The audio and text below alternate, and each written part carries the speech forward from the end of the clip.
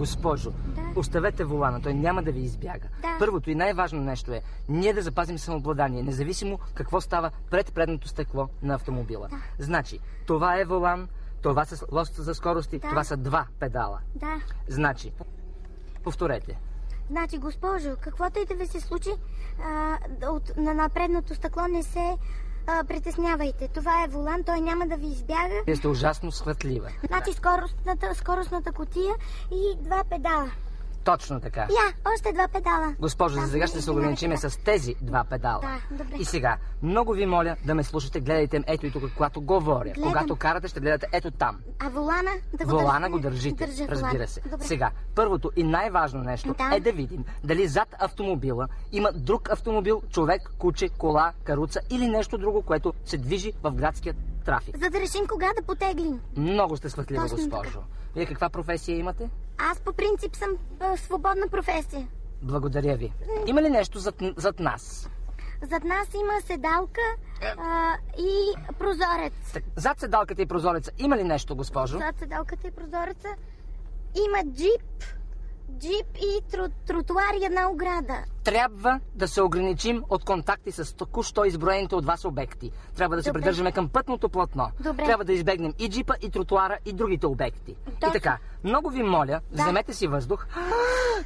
Така, значи, сега, ние слагаме лоста за скоростите на задна. Много ви моля, изпуснете въздуха. Да изпускам, защото си викам, че няма да мога да издържа толкова време, нали? Вие ще си намерите цикъла. Не, аз цикъла ми е редовен.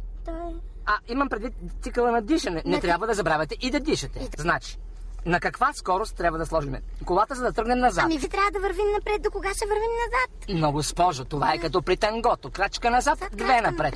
Пред вас има ограда. Ако тръгнем напред, какво ще стане? Напред, ако стане... Знам, много топло в колата. Как се отварят прозорците, ако може да отворим air condition ли, ако има? Госпожо, вие трябва да бъдете тренирана при всякакви условия. Гледайте ме тука. Гледам. Пред нас има ограда. Ако тръгнем сега напред, какво ще стане? Бутаме се в оградата. С коя кола? С колата, с която сме... С моята кола. С моята кола. Тя лична ли ви? Абсолютно. Тя ви е лична. Госпожо, да запазим самообладание. Запазваме. Не дишате дълбоко. Така, сега, слагаме скоростта подходяща за задна. Коя е тя? Тази пред мен.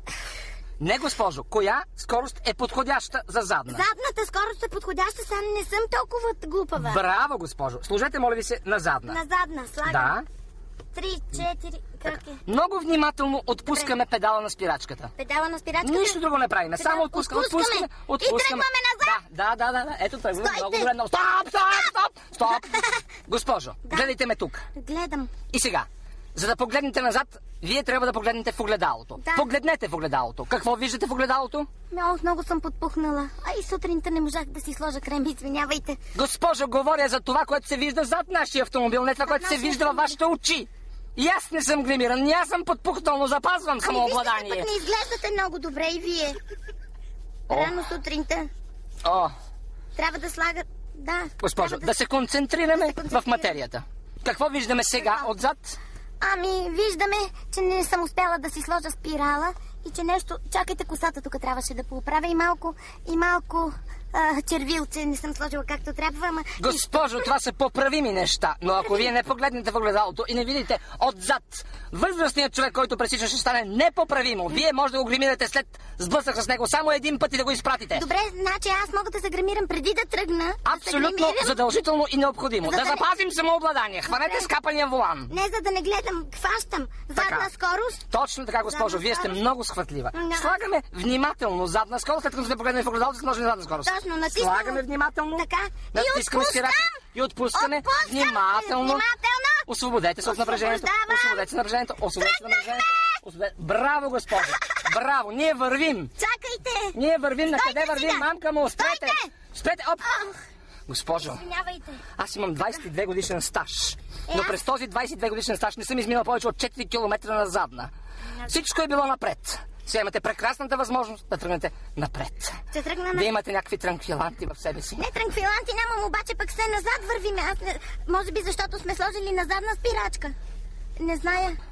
Госпожо, сега слагаме Така. автомобила на подходяща за напред скорост. Коя е тя? За напред не знае. Тук ме гледайте. Ами, вие ще кажете. Коя е подходяща скорост за напред? Предната. Браво, госпожо. Трябва да бъдем хладнокръвни. Хладнокръвни. Вземете си въздух и сложете напред. Напред е това. Така, леко отпускаме. Госпожо Волана, вземете отношение към Волана.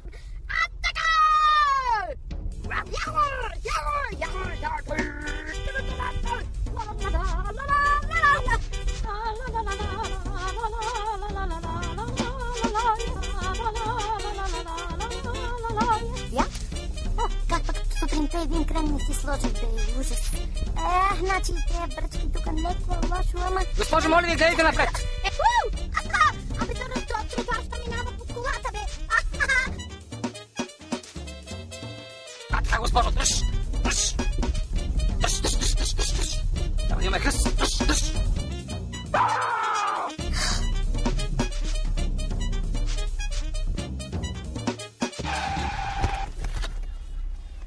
Няма много да науча.